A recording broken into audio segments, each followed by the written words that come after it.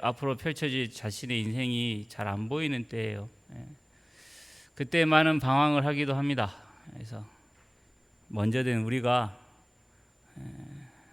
여러 가지 모양으로 우리 청년들을 도와주어야 합니다. 오늘 말씀은 우리 청년들뿐만 아니라 하나님께서 내게 하시는 말씀으로 우리 각자가 들은다면 주의 능력이 내 삶 가운데서 어떻게 역사하시는지를 보시게 될 것입니다.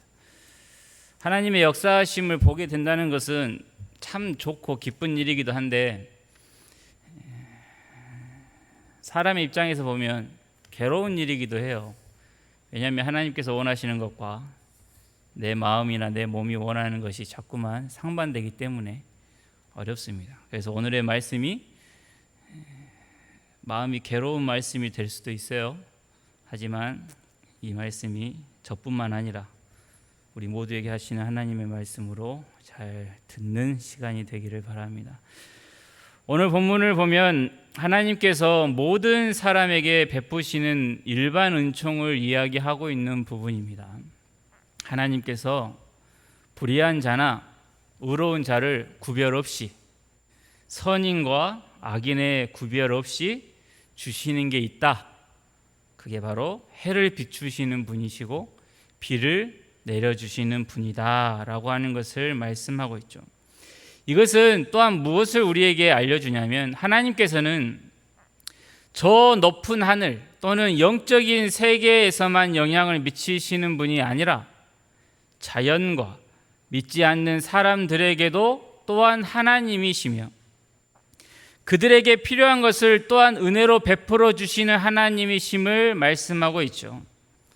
에베소서 1장의 말씀을 보면 하늘에 있는 것이나 땅에 있는 것이 다 그리스도 안에서 통일되게 하려 하심이라고 합니다. 즉 구원을 얻은 사람만이 그리스도 안에서 어떤 혜택을 받는 것이 아니라 이 세상의 만물이 다 그리스도로 말미암아 원래 하나님께서 지으신 창조의 영광으로 회복되는 것, 이게 바로 그리스도 안에 감추어진 비밀이죠. 그러므로 만군의 여호와 하나님을 믿어서 구원을 받았다라고 하는 그 표는 특별한 장소나 시간에만 나타나는 게 아닙니다. 하나님이 이곳에서만 하나님이시면 그래도 돼요. 하지만 저 밖에서도 하나님은 여전히 하나님이심을 우리가 정말 믿는다면 이 시간, 이 장소에서만 하나님을 믿는다라고 할 것이 아니라 그 믿는 표현이 우리의 일상에서도 나타나야 하는 법이죠. 그래서 건강하지 못한 신앙 중 하나가 무엇이냐면 초월적인 신앙입니다. 신비로운 것을 좋아하는 신앙인데 때로는 신비한 게 신비스럽게 하나님이 역사하실 때도 있는데 그것을 가다 보면 사람의 마음이라는 게 현실을 자꾸 외면하는 쪽으로 가게 되어 있어요.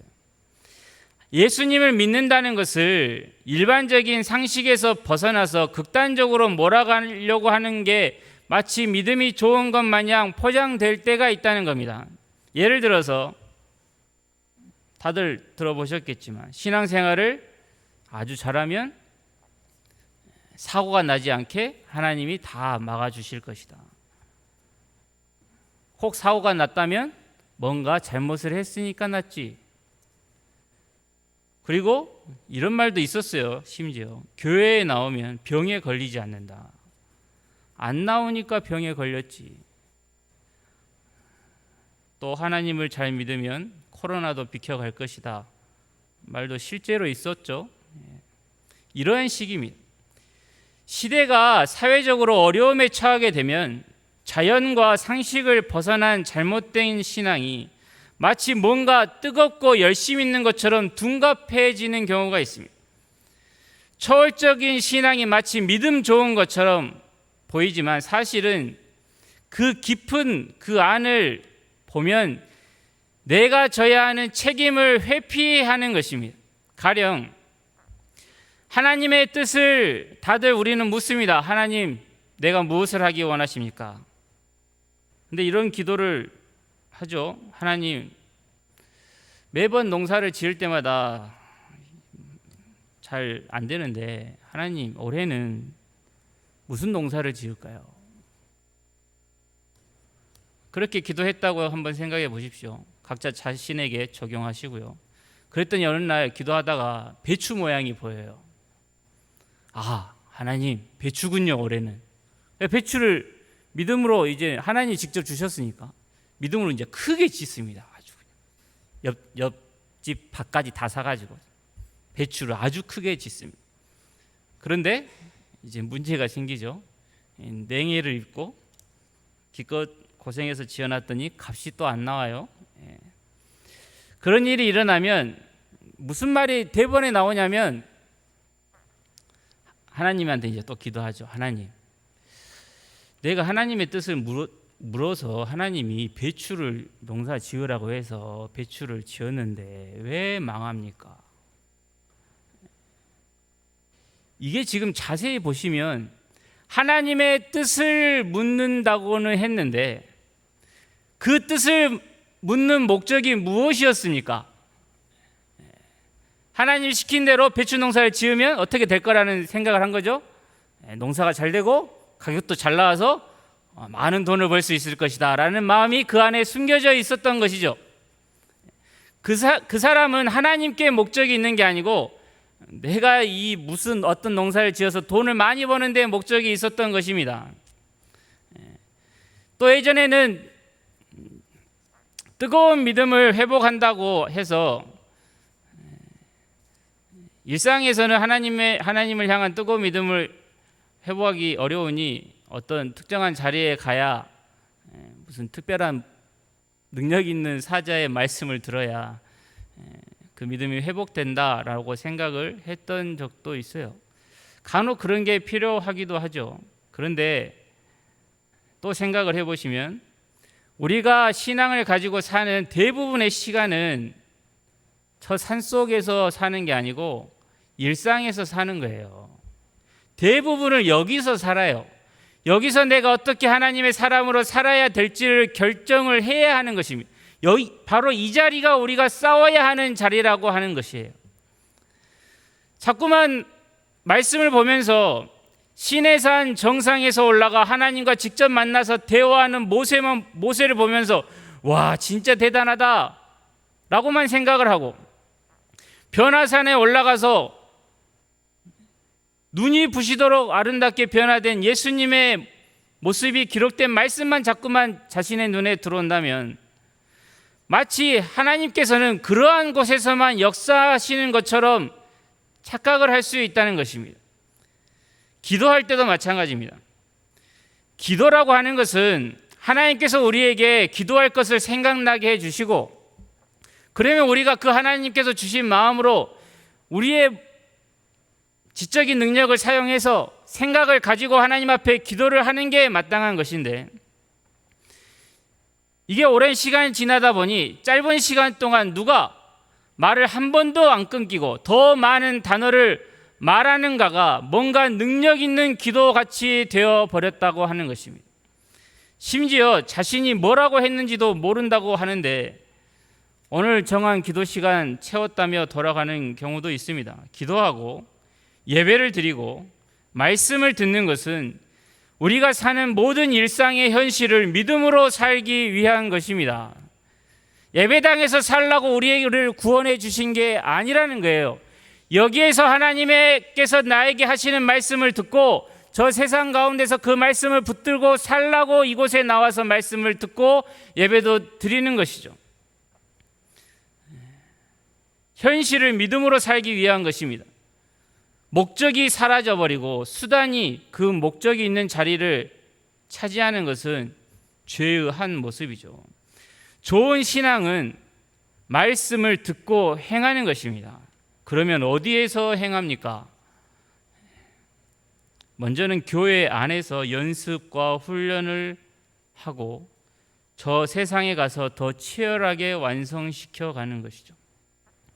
그런데 신앙을 초월적인 것으로만 이해를 해서 특정 장소에 있을 때만 그럴듯해지고 은혜를 잘못 사용해서 내가 져야 하는 모든 책임을 하나님께 넘겨버리는 것이죠.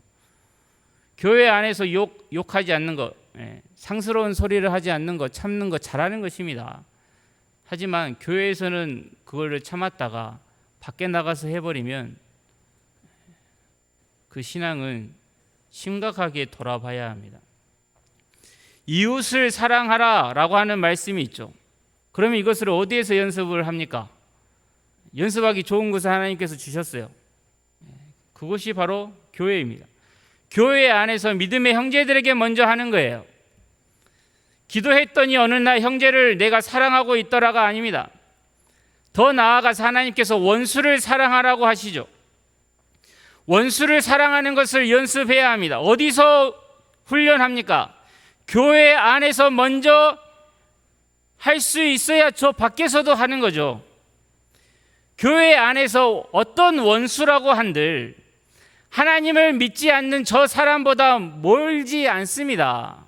하나님을 완전히 모르고 내가 가지고 있는 신앙과 전혀 맞지 않는 사람들과 내가 가진 신앙과 맞는 사람들이 교회 안에 있는데 어느 편이 더 멀겠습니까? 아무리 이 안에서 싫은 사람이 있어도 믿음 밖에 있는 사람보다 멀면 안 되는 거예요. 만일에 그런 경우가 있으면 그 신앙도 매우 위험한 상태이죠. 사람이 모인 곳은 항상 여러 가지 말이 많고 싫은 사람 있을 수 있습니다. 왜 없겠어요? 생각하는 방식도 다르고 일을 처리하는 방식도 다르고 중요하게 여기는 것도 다릅니다. 나는 참 마태복음이 좋다라고 용기 내서 이야기했더니 옆에서는 나는 출애굽기가 더 좋더라. 그러면 그래? 아니 마태복음 예수님 말씀인데 하면서 서로 간에 막 별것 아닌 거 가지고 서로 의견이 안 맞고 저 사람은 나랑 안 맞아 이렇게 생각할 수도 있고 또 상대방의 말 한마디에 욱하는 게 올라오기도 합니다. 그렇더라도 그가 나와 같은 믿음을 가지고 동일한 예수 그리스도의 공로로 인해서 하나님의 은혜로 구원받았다는 사실을 인정하면 그것을 정말로 믿는다면 내 형제고 내 자매라는 최소한의 인식을 저버리면 안 되는 것입니다. 이것이 바로 하나님을 나보다 더 사랑하는 사람의 모습입니다. 그리스도께서 대신하여 죽으신 형제를 미워할 수 있다라고 하는 게 어디서 나오는 생각이겠습니까? 하나님보다 나를 더 사랑하기 때문은 아닐까요? 그리고 교회 안에서 주의 말씀대로 사는 것을 연습해야 할 것인데 절대 쉽지 않습니다. 남 이야기니까 뭐 그런 것 가지고 뭐 별것도 아니네 라고 할 수도 있겠지만 당사자에게는 땀방울이 핏방울이 되는 것만큼 힘을 써야 하는 일입니다. 옆에서 보기에 아무리 쉬워 보여도 본인에게는 엄청 힘든 일이에요. 어디나 누구나 할 것 없이 자주 보고 함께 무언가를 하다 보면 미운 사람이 생깁니다. 좋은 신앙을 가지면 모든 사람들을 향해서 넓은 마음이 항상 내 안에 있어야 할 것 같은데 그것을 우리는 또한 기대를 하는데 우리의 실제 현실의 삶을 보면 그렇지를 않아요. 우리가 영원한 나라에 가고 변화된 몸을 가지고 완전해질 때까지 우리는 죄의 본성과 불완전함으로 인해 겪는 여러 연약함과 약점들을 다 가지고 있어요. 그 약점을 알게 되었다는 것이 내 안에 새 생명이 있다는 증거고 구원을 받았다는 증거라는 겁니다. 그래서 괴로운 일이 생기는 거죠. 내가 이렇게 왜 사는 것일까? 하나님께서는 분명히 나에게 이런 말씀을 해주셨는데 사랑하라 하셨는데 왜 나는 미운 마음이 자꾸만 들까? 이러면 안 되지 라고 하면서 하나님께 달려가는 게 기도라고 수차례 말씀드린 바 있습니다.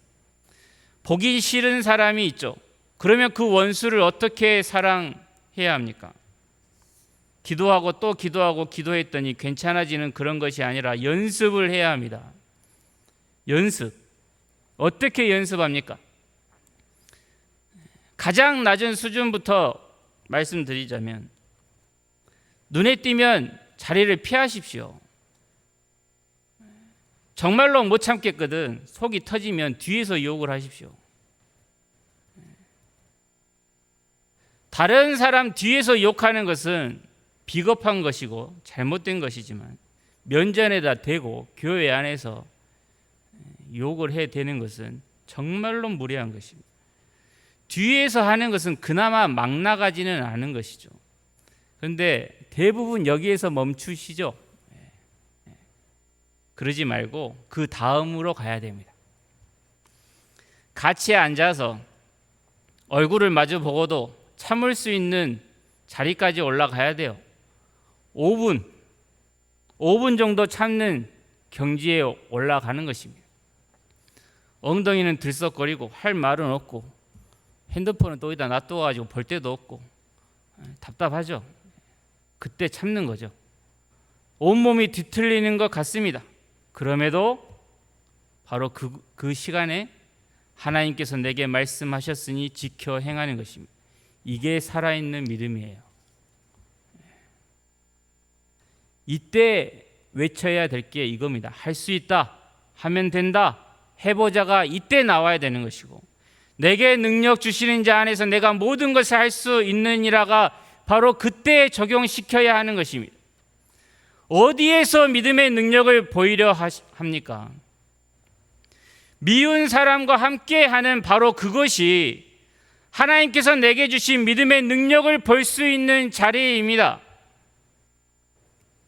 살다 보면 내 마음에 들지 않는 사람 그렇게 많습니다. 마음에 안 드는 사람이 생기는 걸 자꾸만 오랜 기간 방치하게 되면 무슨 일을 하게 되냐면 또 다른 죄가 자꾸만 따라오는데 그게 내 편을 모으러 다닙니다. 어떻게 모으느냐? 내가 아무개를 미워하는 것이 내 잘못이 아니라는 것을 확인하려고 주위에 있는 사람들에게 그 사람의 잘못만 계속 이야기하면 그 말만 듣는 사람은 어떻게 사람이 저럴 수 있지 하면서 공감해 주겠죠. 내가 저 사람을 미워하는 것은 싫어하는 것은 내가 못나서가 아니라 누구라도 싫어할 수밖에 없는 조건을 저 사람이 가지고 있으니 내가 어쩔 수 없이 이렇게 되었다 라고 하는 식으로 만들어가는 것이죠. 그래서 누구를 만나면 계속해서 누구는 이렇더라, 누구는 기도할 때 눈을 뜨고 하더라, 식사 전에 기도하는 것을 나는 본 적이 없더라, 찬송가도 안 부르더라, 설교 시간에 맨날 자더라, 맨날 자면서 뭐하러 교회는 나온지 모르겠더라 라는 등등등의 이야기들을 수없이 하죠. 바로 그러한 말을 멈추는 게 믿음입니다. 누가 마음에 안 들기 시작하면 그게 바로 훈련의 시작입니다. 잘 안 보여도 그 사람의 좋은 점을 애써 찾아서 말하는 훈련을 해 보십시오. 어떻게든 찾으십시오. 누구나 애쓰고 찾아보면 좋은 점 한두 가지는 꼭 있습니다. 그 좋은 점을 자꾸만 보려고 하는 훈련과 그것을 다른 사람들에게 말하는 연습을 하는 게 바로 좋은 신앙을 가지는 방법입니다. 그게 정말로 하나님께서 주신 아름다운 믿음의 모습을 보이는 거예요. 그런데 이러한 과정도 없이 이런 걸 하려고도 안 하고 하기는 싫으니 그냥 기도만 하면 되겠지라고 하는 건 틀린 거죠. 하나님의 일하심은 그 과정에서 풍성하게 나타나는 것입니다. 우리는 결말만 보고 원수를 아주 눈물로 사랑해주는 그 모습만 보려고 하는데 원수가 처음 생길 때부터 그 눈물로 사랑하기까지의 그 길고 긴 과정 속에서 하시는 하나님의 일하심을 우리가 발견해야 하는 것입니다. 그 긴 시간 동안 좌절과 원망이 있습니다. 성경을 보십시오. 아브라함이 믿음이 가장 좋았을 때가 바로 이삭을 바친 일이었죠. 그리고 야곱이 야복 나루에서 하나님을 붙들었던 것, 그 요셉이 총리가 되어서 형들을 용서하는 것, 그것은 다 마지막 부분입니다. 그 구절만 보고 기도하지 마시고 그 일이 일어나기까지 아브라함이나 야곱이나 요셉이 겪었던 그 긴 시간 동안의 수많은 일들 가운데 일하시는 하나님을 보셔야 우리의 일상에서 하나님의 도우심을 구할 수 있고 하나님을 의지할 수 있는 것입니다. 대부분 좋은 신앙을 가지고 싶다라고 하는 소원을 가지고 계실 것인데 그 소원은 있는데 정작 그 신앙을 가지려고 하는 모습을 보이려 하지 않습니다. 안 하죠. 하기 싫으니까요. 좋은 말을 건네주고 인사 받아주고 10분이라도 함께 있으려 하지 않으면서 기도해서 내 믿음 좋아지면 되겠지 하며 책임을 누구에게 넘기고 있는 겁니까? 하나님께 넘기는 겁니다. 나중에 안 되면 누구 책임으로 돌리려고요? 하나님이 안 하겠잖아요. 에덴 동산에서의 죄인들의 모습이 또 떠오르죠. 아이들이 공부해야지라고 하면서 한 번도 안 하는 거랑 똑같은 모습이죠. 공부 못하는 학생들의 특징 아주 잘 아시죠? 맨날 공부는 해야 된대요. 근데 안 해요. 공부를 아무리 못해도 시험 기간이 다가오면 스트레스를 받아요. 그러면 공부를 해야 될 건데 또 안 해요. 그렇게 공부 하나도 안 해놓고 시험 끝나면 시험 끝났다 하면 또 친구들이랑 또 놀러 다닙니다. 반면에 공부를 잘하는 아이들의 특징은 놀아야 되는데 하면서 책상에서 일어나지를 않고 계속 책을 보고 있죠. 그게 다른 겁니다. 중요한 것은 어떻게 해야지 그것만 가지는 게 아니라 어떻게 현실을 살고 있는가입니다. 좋은 신앙을 가지는 건 연습하는 것입니다. 현실을 사는 것입니다. 쉽지 않습니다. 저도 수없이 넘어집니다. 이 해결을 자꾸만 초월적인 것으로 넘어가면 안 됩니다. 하나님께서 초월적인 능력을 동원하실 때가 있는데 그게 언제냐면 시작하실 때입니다. 모든 선한 것과 영원한 것은 하나님에게서만 나오기 때문에 하나님이 시작하셔야죠. 그 능력으로 시작을 하셔야 됩니다. 우리는 무능한 죄인이기에 좋은 것을 만들어낼 수가 없습니다. 이스라엘을 애굽에서 꺼내고 광야에 사는 것 하나님이 다 해주셨죠. 그 다음 그 모든 하나님을 경험한 이스라엘이 이제 가나안에 들어가서 이곳까지 인도하신 하나님을 영원한 하나님으로 알고 우상을 섬기지 않고 가나안 족속을 따라가지 않고 나는 이곳에서 하나님을 섬기겠다라고 결단하며 행동하는 것이죠. 여기 계시는 대부분의 분들은 하나님이 어떠한 분이신지도 알고 하나님을 향한 믿음도 있습니다. 그러면 그 믿음을 가진 사람이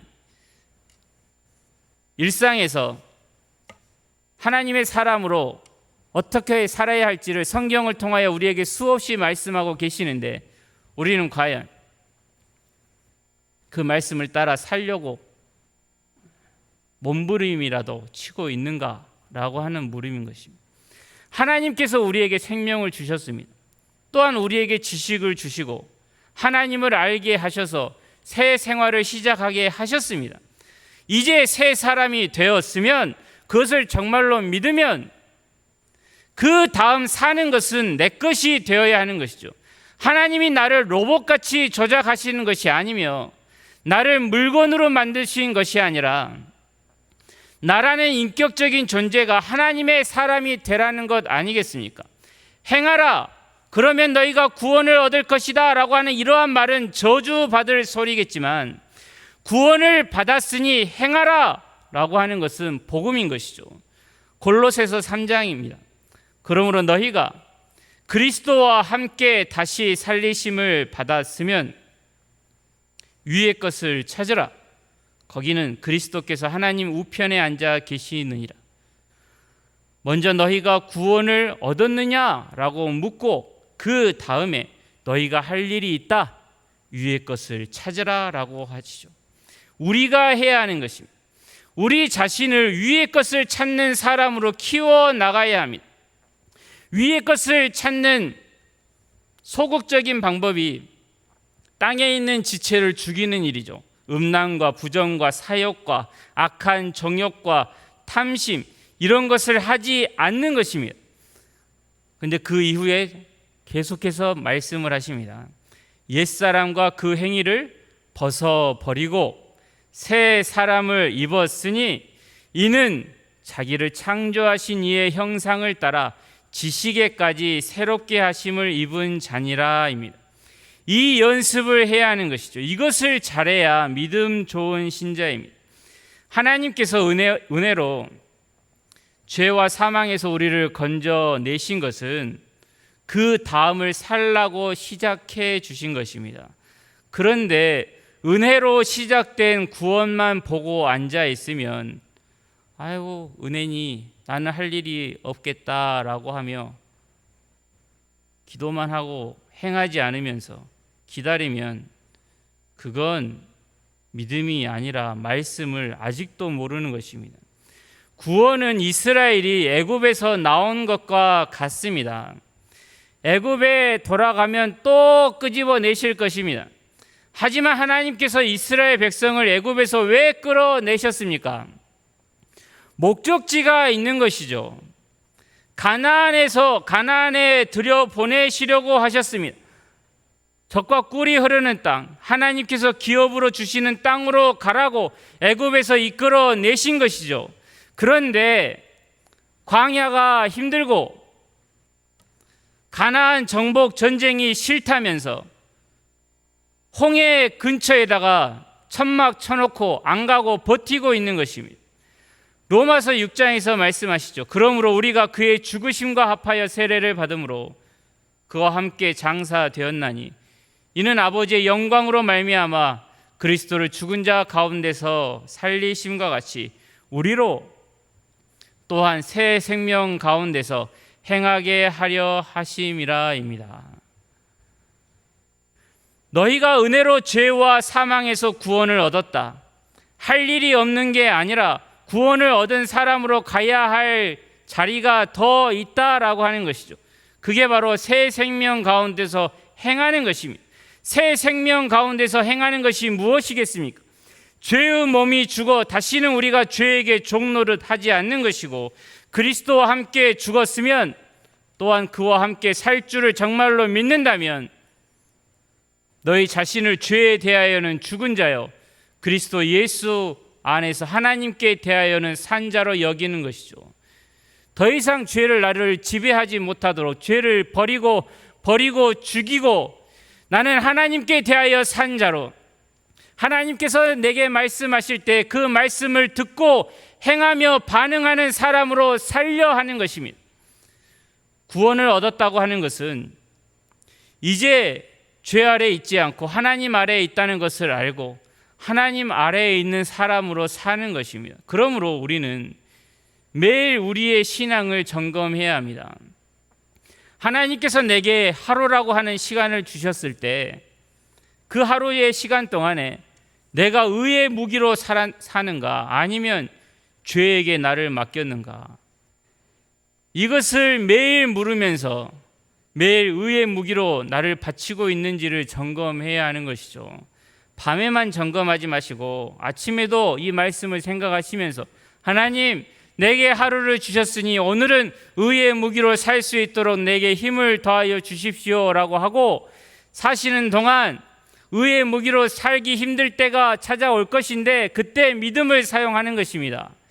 내가 아침에 기도했던 그 기도의 내용을 떠올리며 육을 따라가는 것이 아니라 말씀 앞에서 나를 쳐서 복종시키는 것이죠. 우리가 갈라디아서 5장에 나오는 성령의 열매에서 보는 바와 같이 사랑과 희락과 화평과 오래 참음과 자비와 양성과 충성과 온유와 절제의 열매를 내가 일상에서 맺고 있는지, 성령을 따라 살고 있는지를 살피는 게 내 신앙을 점검하는 기준이죠. 사는 것은 세상 사람들과 똑같이 살고 그렇게 돈 많이 벌어가지고 나중에는 주를 위하여 쓰겠습니다 라고 하는 것은 아닙니다. 기도하는 시간과 성경 보는 시간에만 신앙생활하는 게 아니죠.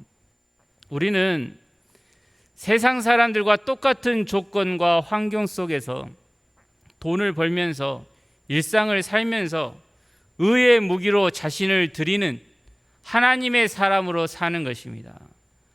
바람 잘 날 없는 인생살이를 하나님의 사람으로 어떻게든 살려고 하는 것입니다. 하나님께서 장로님의 논밭에만 비를 내리지 않으시죠. 불신자의 밭에만 하나님께서 병충해를 보내십니까? 아닙니다.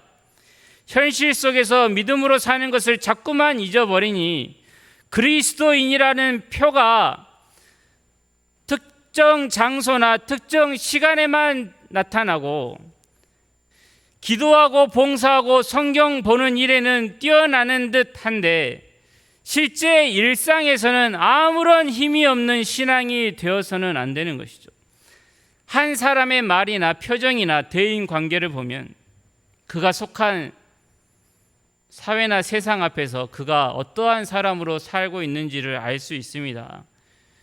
이것은 매일 기도하고 성경 보면 되는 것처럼 간단한 게 아닙니다. 의의 무기로 살아야 하는 것입니다. 신앙을 가졌다는 것은 믿는 사람들끼리 경쟁하는 싸움이 아닙니다.